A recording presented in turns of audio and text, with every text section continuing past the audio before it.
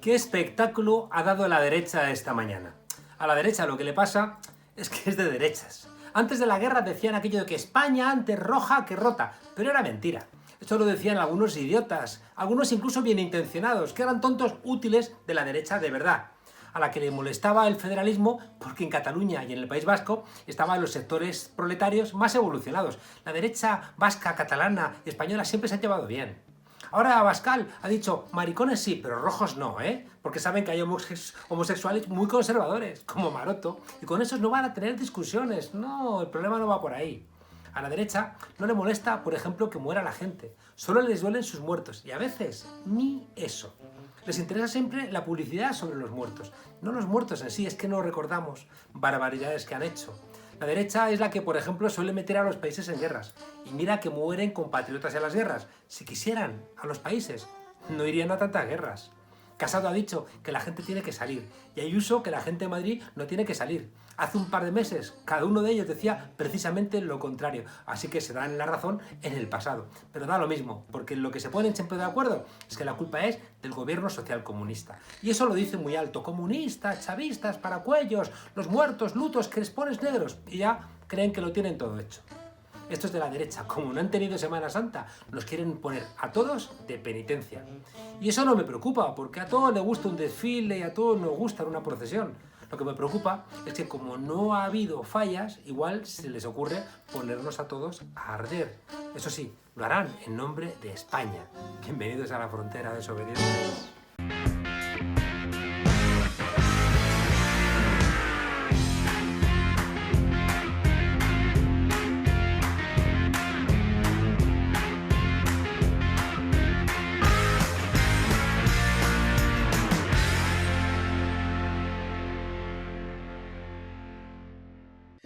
Ya es oficial, habrá estado de alarma hasta el 24 de mayo. Una cuarta prórroga que recoge algunas de las reivindicaciones de comunidades autónomas, como la vasca, pero que abre una brecha importante entre el gobierno y el nacionalismo catalán. Cuando no gobierna la derecha, el Parlamento se convierte en un circo con varias pistas. Hoy hemos visto a Abascal, hablando del Che Guevara y defendiendo a los homosexuales. Como ha venido a decir, maricones, bueno, pero rojos ya no. Las CUP planteando que las condiciones para la independencia están maduras y que no entienden cómo son ellos los únicos que no lo ven, o Pablo Casado haciendo como Trump, una invitación al desconfinamiento que recuerda a Aznar diciendo que a él no le contaba a nadie cuántas copas de vino podía beberse. En fin, Esquerra Republicana de Cataluña, que lleva semanas hablando de recentralización y hoy mismo, a través de Rufián, ha cargado contra Pedro Sánchez, acusándole de gestionar esta crisis como si tuviera mayoría absoluta. Elecciones autonómicas a la vuelta de la esquina y pendientes del Tribunal Supremo. Y parece que las cuitas electorales entre Torra y Puigdemont, junto con Junqueras, pesan más que el sentido común. Para hablar de todo esto tenemos hoy a Jaume Asens, presidente del Grupo Confederal de Unidas Podemos, la persona que hoy mismo en el Congreso le ha comentado a Rufián que por qué no valoraba acercarse un poquito más a otros miembros de Esquerra y alejarse un poquito más del presidente de la Generalitat. ¿Cómo estás, Jaume? Un saludo. Buenas tardes, Juan Carlos. Muy contento de estar contigo. Estupendo, Jaume. ¿Ha costado más sacar adelante esta prórroga del estado de alarma? Sí, la verdad que sí. Yo creo que a medida que va pasando el tiempo, pues todo es más difícil. Yo creo que el cansancio también está haciendo mella en todos y creo que, bueno, que el grado de crispación cada vez es más alto, pero bueno, finalmente ha tirado adelante y bueno, a mí me ha dolido especialmente la posición de Esquerra, así que creo que Bildu, PNV, BNG y otros partidos han seguido manteniendo una posición responsable, pero Esquerra está demasiado pendiente de las elecciones que están a la vuelta de la esquina. Ahora te pregunto sobre eso. Déjame antes preguntarte, ¿se ha debilitado el gobierno? Te lo pregunto porque si se debilita el gobierno, la alternativa, viendo el comportamiento de la derecha, da susto.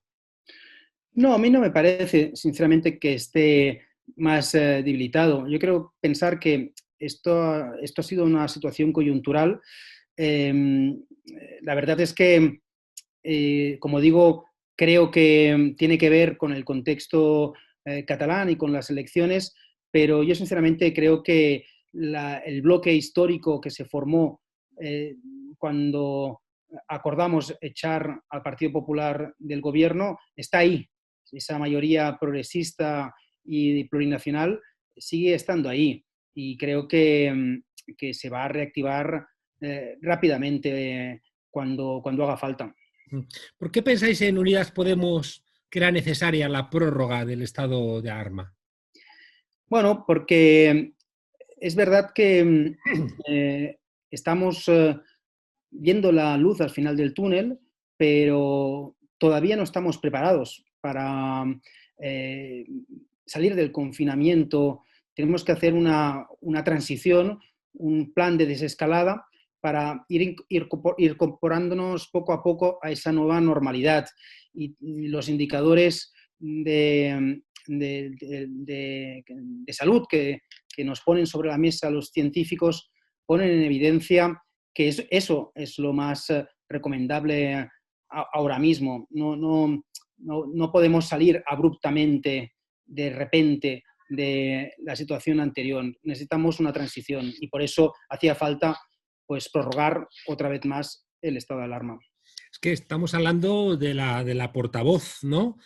La consellera de Presidencia, la Meritxell Budó, diciendo que si hubiera independencia se hubiera muerto menos gente. Son salidas de pata de banco que uno está acostumbrado a escucharlas en la extrema derecha y que a mí me llama la atención, ¿no? Porque eso del seni catalán estaba como generalizado en nuestra percepción del mundo catalán. Y escuchas a una señora que es un alto cargo político decir ese tipo de cuestiones, a mí me dejó un poco descolocado. Sí, la verdad es que yo creo que es muy peligroso que la pandemia sea la continuación de otras luchas políticas como la independentista por otros medios, ¿no? Y que se intente polarizar con España instrumentalizando los muertos. Y no sé, a mí ese relato, la verdad, creo que consolida la percepción que hay en una parte importante de la ciudadanía española de que hay elementos nacionalistas o insolidarios en el independentismo. Yo creo que es un flaco favor al propio independentismo. No creo que el independentismo en su conjunto sea eso. Creo que, sinceramente, hay muchos independentistas que tienen corazón solidario y fraternal y por eso creo que los primeros perjudicados son ellos. Bueno, me gustaría creerlo, sinceramente.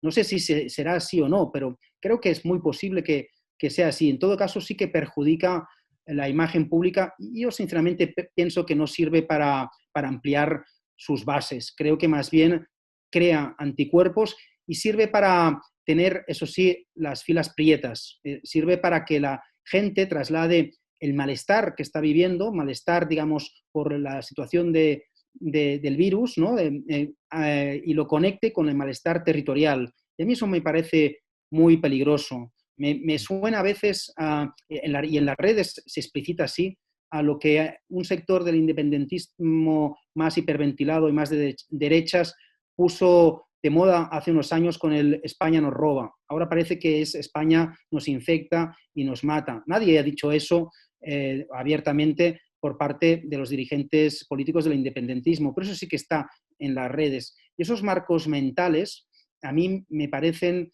horrorosos, me parecen, como digo, súper perjudiciales, para la propia causa, no ya del independentismo, sino del soberanismo o del catalanismo en general.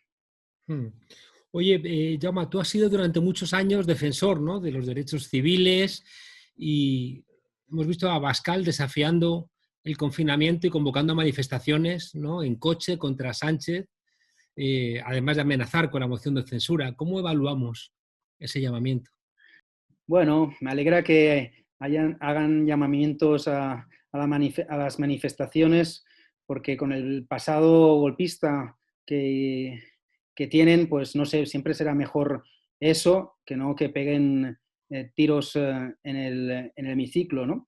La verdad es que yo recuerdo alguna apelación que hizo Abascal desde el Congreso al ejército y con unos tonos muy golpistas. Creo que desde los años 30 nunca había sucedido algo parecido, nunca desde el Congreso en España nadie se había atrevido a hacer apelaciones al ejército en términos golpistas como el que hizo él. A mí todo lo que sea manifestarse me parece fantástico, que se manifiesten, ¿no?, que ejerzan sus derechos. Como más salgan a la calle a manifestarse, quizás menos tentaciones tendrán de tener pues ese tipo de tentaciones golpistas que están en su ADN, ¿no?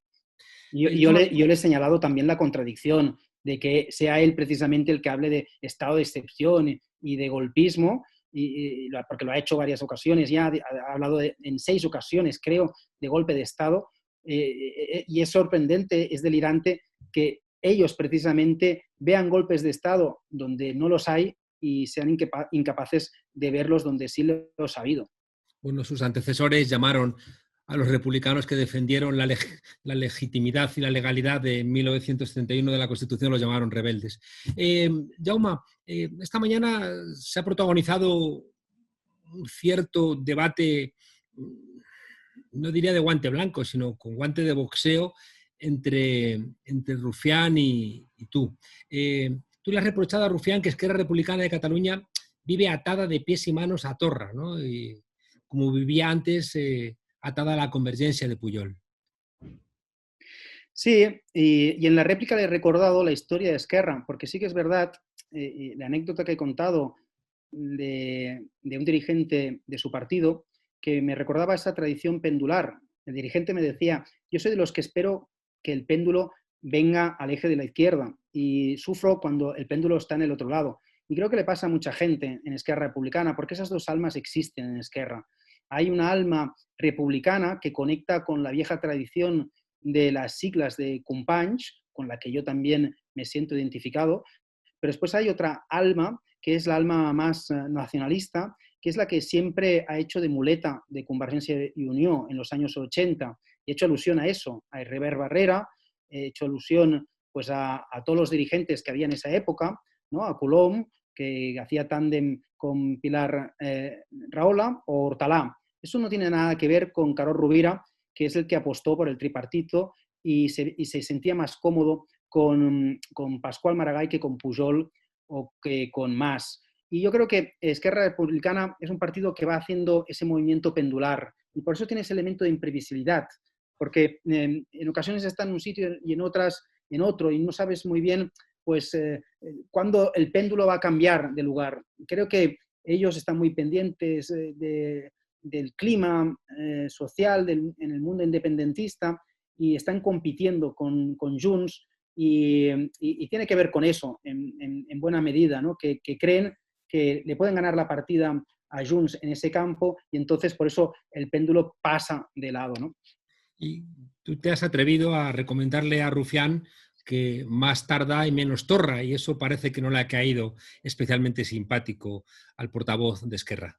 Yo creo que no le ha caído simpático porque a veces las verdades ofenden y creo que él sinceramente se siente incómodo, bueno, lo sé, seguro, está incómodo en la posición que le ha tocado hoy defender. Yo le he dicho, a mí también a veces me pasa, tengo que defender posiciones a veces que son incómodas, pero me ha parecido un poco sobreactuada su reacción haciéndose pues, el ofendido, como si no supiera que tengo razón.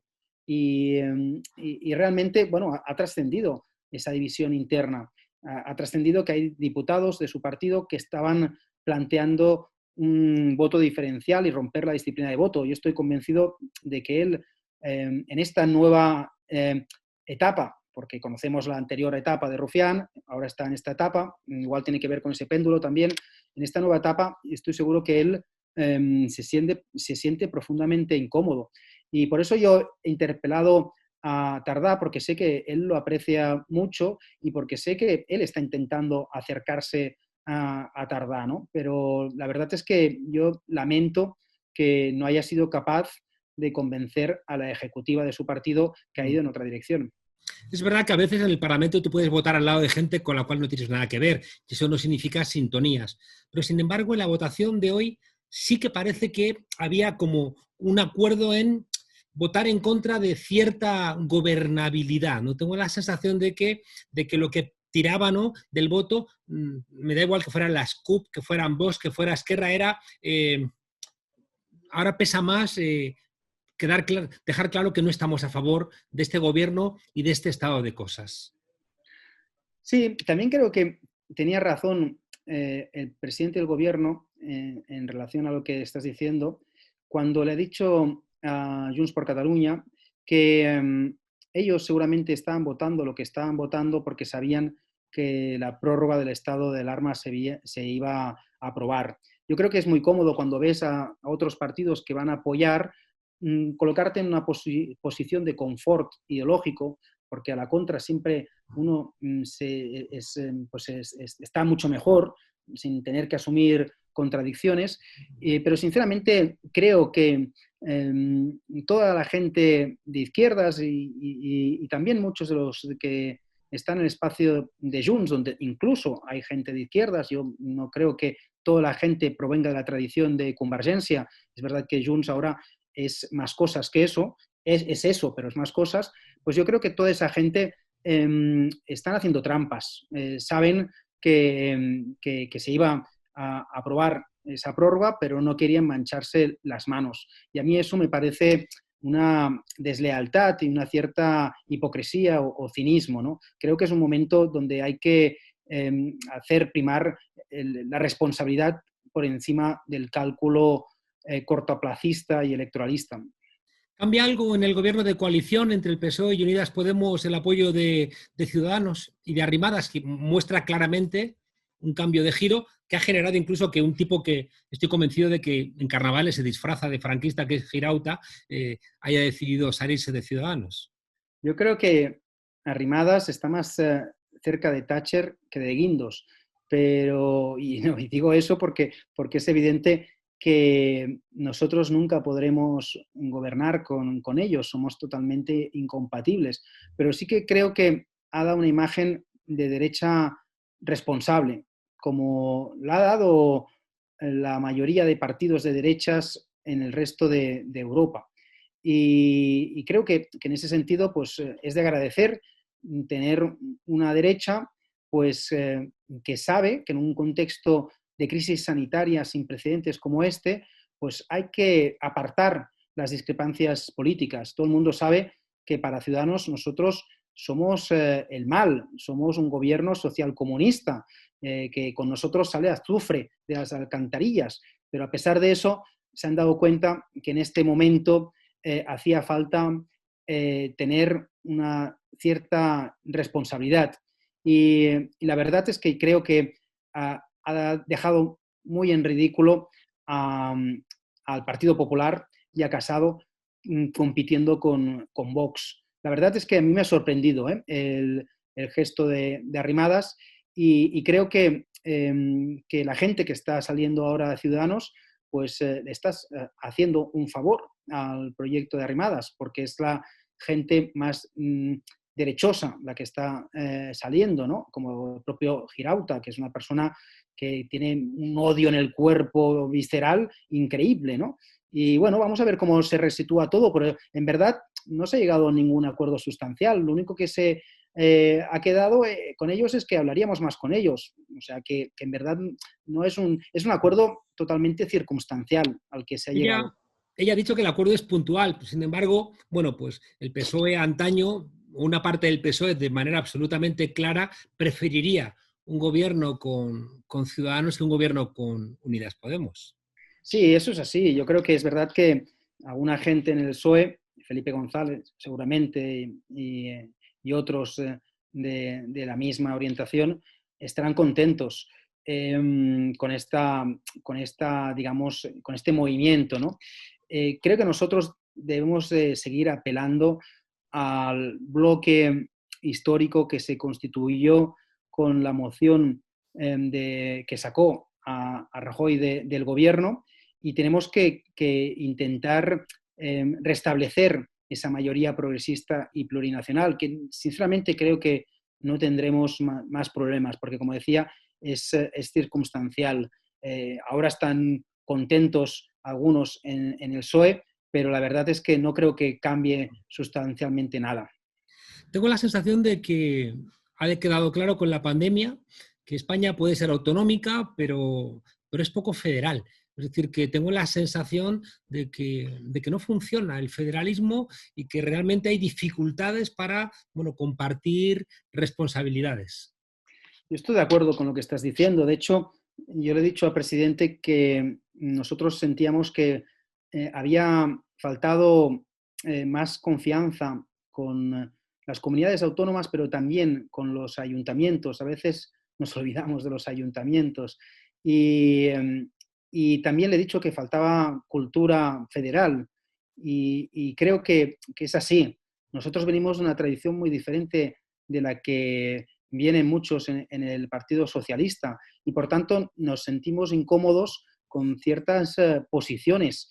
Yo creo que hacía falta una cierta coordinación centralizada, pero es verdad que también hacía falta una cogobernanza con las comunidades autónomas y creo que ahora con la desescalada tenemos una oportunidad única para poder hacer esa desescalada de forma descentralizada y dar más protagonismo, dar más voz a los ayuntamientos y a las comunidades autónomas que creo que no han tenido suficiente. Pero a pesar de eso, creo que se ha valorado poco el paso de gigante que hemos hecho con el fondo autonómico. Son muchos millones de euros y son a fondo perdido. Una transferencia directa. Es un plan de rescate descomunal. Y va en la dirección contraria a lo que se hizo en el 2008, que obligó a muchas comunidades autónomas a hacer recortes. Y creo que eso se ha valorado poco, porque realmente pues, es realmente un plan muy ambicioso, que y es una apuesta decidida para dar recursos a las comunidades autónomas que en verdad son las que están pagando la factura médica, están gestionando, son ellos los que tienen la competencia. De hecho, no se ha alterado el sistema de competencias. En Cataluña constantemente se está diciendo que ha habido una centralización que ha roto el sistema de competencias. Y no es verdad, las competencias siguen estando intactas. Otra cosa es que sí que ha habido una coordinación centralizada, pero ellos han ejercido esa competencia y es verdad que ahora hay que ayudarles a pagar la factura. Claro, yo veo un problema de fondo y es que Baviera tiene una lealtad con el Estado alemán y mira que Baviera históricamente, bueno, podría ser perfectamente, ¿no?, un Estado independiente, pero nadie cuestiona la lealtad también de Baviera con el Estado alemán. Sin embargo, en el desarrollo de la pandemia, claro, funcionan, por un lado, deslealtades ideológicas, como la que hemos visto en Madrid, donde de repente el Partido Popular decide que la Comunidad de Madrid sea desleal con el gobierno por cuestiones ideológicas, y luego hemos visto también, bueno, pues una cierta deslealtad, claro, porque el gobierno de Cataluña, dirigido por gente que lo que plantea es la independencia, bueno, pues generaba también ciertas sospechas de si podría funcionar esa lógica federal. Es decir, no faltan de alguna manera impulsos desde los dos lados, es decir, mayor asunción del federalismo por parte del Estado español, pero también un compromiso de lealtad con el Estado por parte de las comunidades autónomas. Es verdad que el Estado de las comunidades autónomas está muy tensionado y es verdad que hay muchas deslealtades por parte de unos y de otros, mucha crispación y esa cultura federal que tú señalas de Alemania, yo creo bueno, que a pesar de que también tienen peleas importantes y en Baviera en concreto a mí me consta que han habido peleas, pero es verdad que tienen muy arraigada esa cultura federal y la prueba más evidente es que el protagonismo de cada Länder ha sido brutal en Alemania. Y a mí, en mi ideal de Estado, pues mi ideal de Estado se parece más al alemán que al español, evidentemente. Pero, bueno, son deslealtades que se retroalimentan, en verdad. Son deslealtades que vienen de lejos. Y es verdad que al independentismo todo esto le ha cogido con el pie cambiado, porque bueno, ellos estaban con una determinada pelea y ahora pues ha venido una crisis sanitaria descomunal y claro, eso de trabajar unidos con aquellos con los que te quieres independizar, pues es difícil y les genera unas contradicciones no solo políticas, sino incluso creo que emocionales. Y por eso ha generado una tensión mayor, ¿no? Yo, por ejemplo, creo que eso se ha visto en la necesidad constante del gobierno de la Generalitat en salir cada vez y antes de que saliera el presidente para competir con el presidente, señalando propuestas que a veces estaban bien, hay que reconocerlo, pero muchas veces obedecía más ese impulso, esa pulsión para demostrar que ellos son mejores, que ellos si fueran independientes lo harían todo mejor. Y además, el problema es que ha generado mucho desasosiego en Cataluña, porque han mandado mensajes contradictorios. Había veces que expiraban planes que la gente se pensaba que tenían competencias para ejecutarlo, y la verdad es que no las tenían. Entonces la gente, pues cuando oye diciendo a Pedro Sánchez una cosa y a Torra diciendo otra, se queda como muy desconcertada. Y creo que eso ha aumentado el ruido ambiental, y ha generado más desasosiego en una ciudadanía que está muy golpeada psicológicamente por los efectos de esta crisis. En Comú Podem aprobó el viernes pasado los presupuestos de la Generalitat. Sí, yo creo que es la prueba de lo que estábamos diciendo. Creo que ahora tocaba eso. Había buenas razones para hacerlo antes de la crisis, pero la ciudadanía catalana no se merecía unos presupuestos de la austeridad como eran los anteriores prorrogados. Necesitábamos esos recursos para poder inyectar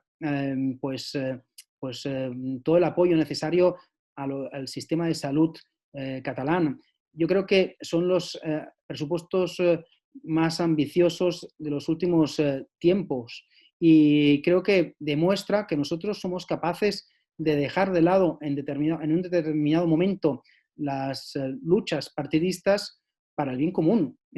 Sabíamos que Cataluña necesitaba esos presupuestos, y nos parecía por eso que el papel del Partido Socialista en Cataluña era muy cínico. Yo estoy seguro que el Partido Socialista, porque lo sé, porque me lo han dicho sus dirigentes en privado, quería que salieran esos presupuestos porque sabía que la gente estaba sufriendo, pero no querían pagar ningún precio político, entre otros motivos porque ellos tienen mucho voto frontera con Ciudadanos y han primado el cálculo electoral. Y creo que han mandado un mensaje sinceramente erróneo, porque tú no le puedes estar pidiendo responsabilidad a la oposición en Madrid cuando tú no la tienes en Cataluña. Hay mucha gente que sostiene que la COVID-19 ha sepultado definitivamente el procés. Yo creo que se equivoca quien cree que la cuestión territorial no va a volver a emerger. Que yo creo que hemos entrado en esta crisis sanitaria con muchos problemas no resueltos, con muchas asignaturas pendientes, y entre ellas está la cuestión territorial. Y en otras ocasiones en el pasado pensábamos que eso estaba superado, y no ha sido así. Si es que, yo qué sé, si es que ni con Franco se consiguió aplacar esa tensión. Esa tensión es consubstancial al Estado español y lo ha acompañado siempre, en mayor o menor medida. Pero otra el cosa es procés verdad. era una manera concreta. Sí, tienes razón, eso. iba a decir eso ahora. En verdad tú me estás hablando del procés. Tienes razón, o sea, por un lado la pulsión está ahí y habrá que, por tanto, sentarse para ver cómo lo resolvemos, pero el procés ya había muerto antes. Yo creo que el procés está intentando ahora que la pandemia sea un balón de oxígeno para volver a resucitar el procés ante la falta de proyecto estratégico. O sea, el procés había llegado a una fase ya, digamos, donde mostraba sus límites y ya no daba más de sí, ya se había terminado. Y ahora parece, como decía antes, que la pandemia le están intentando estirar como un chiclet, como para, ¿no?, conectar el procés con la pandemia, y como si la pandemia pudiera ser el elemento, digamos, el momentum que permitiera llevar después a la independencia, que es una ilusión absolutamente delirante. Pero creo que hay parte del independentismo que cree eso. Pero en todo caso, yo no creo que que la crisis actual haya matado el procés. El procés había muerto ya antes. En Madrid, el caso de las residencias de ancianos, y con esto nos despedimos, pues es una señal clara de que el proceso neoliberal del PP en la comunidad autónoma, bueno, pues ha fracasado. En Cataluña igualmente, bueno, pues la mayoría de las residencias de ancianos investigadas son catalanas, ¿no? Y tiene mucho que ver, ¿no?, con una gestión del gobierno que iba en paralelo a esa construcción del procés, y por eso planteaba, no es el momento, ¿no?, de repensar un nuevo proyecto político en Cataluña y para Cataluña. Sí, la verdad es que los recortes y las privatizaciones en la sanidad del pasado en Cataluña son los problemas de hoy. Y creo que habrá tiempo de hacer balance de la gestión que ha hecho el Gobierno de la Generalitat en esa materia y con muchas otras materias durante esta crisis. Por ejemplo, las contradicciones de su discurso cuando señalaba que había que confinarse y mientras no suspendía las obras públicas que dependían de la Generalitat, a diferencia del Ayuntamiento de Barcelona u otros ayuntamientos que hacía muchos días que lo habían hecho. Yo creo que habrá tiempo para revisar todo eso, pero lo cierto es que a mí me ha sorprendido mucho pues eso, discursos del presidente Torra que eran muy contradictorios o muy incongruentes, como cuando pedía la exención de impuestos a la vez que pedía grandes inversiones y renta básica universal. A verlas, todo a la vez no es posible. Tú no puedes hacer de Corby y de Thatcher a la vez, o no puedes defender, no sé, a Keynes y Nozick. Y a veces parece como que el gobierno de la Generalitat está instalado en esa contradicción permanente. Pero sí que creo que ahora, como decías, es un momento decisivo de nuestra era, donde tanto en Cataluña como en el resto del Estado tenemos la oportunidad de construir las bases de un nuevo mundo, que es verdad que se puede parecer furiosamente al pasado, incluso ser peor que el del pasado, pero también puede ser muy diferente y nuestra obligación es conseguir que sea diferente para que no nos pase lo que nos ha pasado en el pasado, ¿no? Y para eso hay que tomar nota, hay que aprender de las lecciones de esta crisis. Hemos aprendido mucho con esta crisis y ahora con la Comisión de Reconstrucción habrá que empezar a imaginar los mundos alternativos posibles que se abren con el nuevo escenario, que nos obliga a ser valientes, innovadores y a no conformarnos en, como le he dicho ya, presidente, en ser la alternativa menos mala. Tenemos la oportunidad de ir donde no se ha ido nunca antes. Igual que después de la Segunda Guerra Mundial, con el New Deal y con la Europa del Estado del Bienestar, ahora podemos salir con un nuevo pacto que recoja esa cultura, pero que que podamos añadirle también el Green Deal, porque con el New Deal solo no funcionamos. Necesitamos incorporar, se han roto.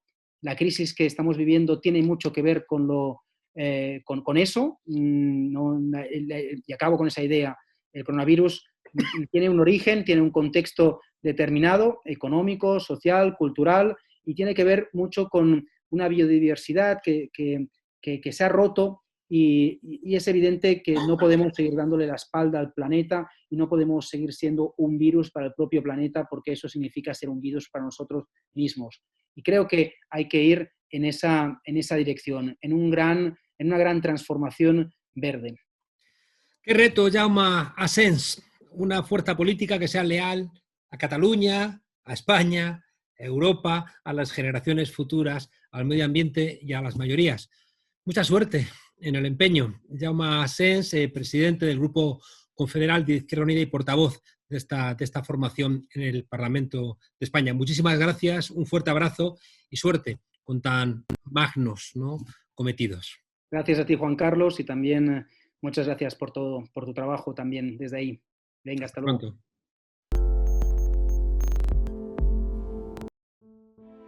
Mi nombre es Donald John Trump, 8ª semana de confinamiento. Noto cómo el aislamiento me está haciendo mejor persona.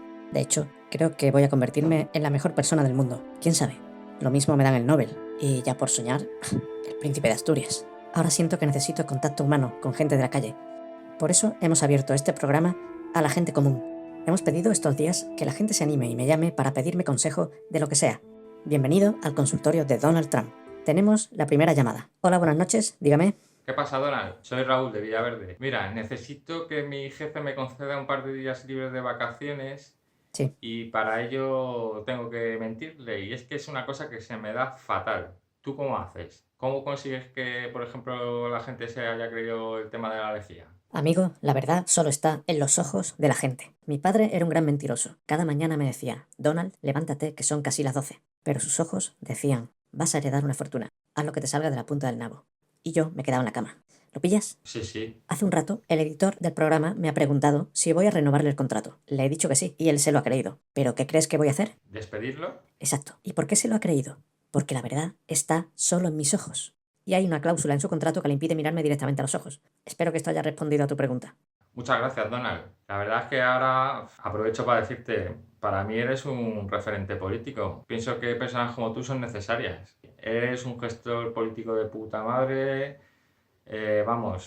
un orador como la copa de un pino, máquina. Gracias, amigo. Tus palabras me emocionan y me llenan de orgullo. Espero que te funcione mi truco de corazón.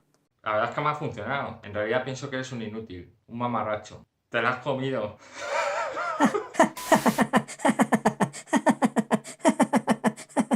Seguridad, id a su casa y matadlo.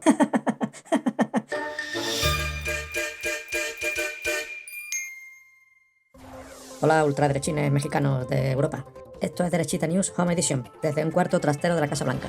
Hoy vamos a charlar con un referente del periodismo del México español, Javier Negre, un periodista de raza, de los que se adelantan a la noticia. Él llega antes de que ocurra. Llega tan rápido que la noticia a veces nunca llega. ¿Lo pillan? Javier, buenas noches. Hola Donald, ya tenía ganas de que me invitaras. Javier, algunos creen que la pandemia va a hacer creer a la gente que va a ser mejor reforzar los servicios públicos. ¿Qué piensas del estado de bienestar? A ver, yo creo que cada uno se tiene que hacer cargo de sus problemas. A ver, si has nacido en el seno de una familia pobre, ¿qué culpa tengo yo? Yo no le he sacado un espermatozoide a tu padre de un huevo y se lo he metido a tu madre por el útero para que se embarace y te tenga a ti. Ya me gustaría a mí poder hacer eso, pero este gobierno feminazi lo prohíbe. Mírame a mí, yo nací sin talento para el periodismo. Yo no sé ni cómo se cubre una noticia. ¿Y qué hago, llorar y pedir una paguita? No, me busco la vida y me la invento. ¿Y ahora qué estás haciendo? Pues hago un programa con mis coleguis. Nos va tan bien que ya vamos a sacar un disco, los Facha Brothers, Sanidad Pública, con grandes éxitos como Te estoy evadiendo locamente o Centroderecha mis cojones. Seguro que va a ser un pelotazo. Otra pregunta que quería hacerte. Mira, Donald, déjate de preguntas que te traigo una exclusiva. ¿Ah, sí? ¿De quién? Te hemos pillado, Donald. ¿Cómo? Mira, el otro día vi tu programa e hice esta captura. Pero es imposible, eso es un montaje. Monedero tiene tipín, pero no ese cuerpazo. Nada, esto ya está circulando por las redes. Tenemos un nuevo caso Merlos. Javier, lo siento, pero te voy a denunciar. ¿Pero en serio, Donald? ¿A mí? Sí. No hagas eso, por favor. Mi abogado te llamará. No. Vas a hundir mi carrera. No. Que no, que es broma. Si a mí me da igual, denúnciame. Bueno,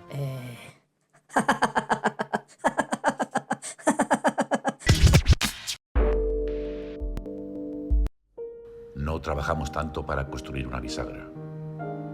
Acabo de comunicar formalmente mi baja como afiliado a Ciudadanos. Una cita atribuida al geógrafo griego Estrabón asegura que a comienzos de nuestra era, una ardilla podía cruzar la península ibérica de rama en rama sin tener que tocar el suelo. Con el ex de Ciudadanos sucede algo parecido. Girauta podría atravesar el Congreso, dar la vuelta a todo. Él sin pisar el suelo, yendo de escaño en escaño de los partidos en los que ha militado. Vamos, estuvo con los socialistas de Cataluña hasta el año 86. Posteriormente se presentó en las listas del PP, en 3 comicios diferentes, y sin resultar, eso sí, elegido en ninguno. Y así, entre palmo y fandango, que cantaría Carlos Cano, dijo, pues voy a probar fortuna en Ciudadanos, y allá que se fue en 2014. Escondido tras las cañas, duerme mi primer amor, y llevo tu luz y tu olor, por donde quiera que vaya. Por donde quiera que vaya lleva Girauta su luz, bastante tenue por cierto, y un olor a varón dandy pasado de fecha clasista que echa para atrás. El Twitter de Girauta tiene más muescas que la pistola de Billy el Niño. A lo largo de estos años de transhumancia política ha dejado titulares que ya forman parte de la hemeroteca de los horrores y de la caspa. Sacó a pasear su genética machista contra escritoras como Elvira Lindo. Claro, ya las feministas del 8M no tuvo otra cosa que hacer que compararlas con ETA. Tela. Tampoco salió bien parado Javier Bardem cuando se le ocurrió defender Madrid Central. Ha difamado a sus antiguos compañeros del PSC por abstenerse en la moción de censura contra Quim Torra. De sus injurias no se han librado ni sus espectadores, de todo es mentira. Es que Juan Carlos Girauta es así. ¿Qué pasa? ¿Algún problema? ¿Cuál será el próximo destino de este ruiseñor de la política? ¿Se admiten apuestas? ¿Terminarán el PACMA? ¿Se irá otra vez a hablar con sus amigos de Falange Española? ¿Girauta realmente existe? Demasiado poco para un talento como el suyo. Una pista verde que te quiero ver, de verde viento, verdes fachas. Yo es que en Podemos no lo veo, ¿eh? No me lo imagino a la guitarra cantando Vela chao, vela chao, vela chao. Arrivederci, desobedientes.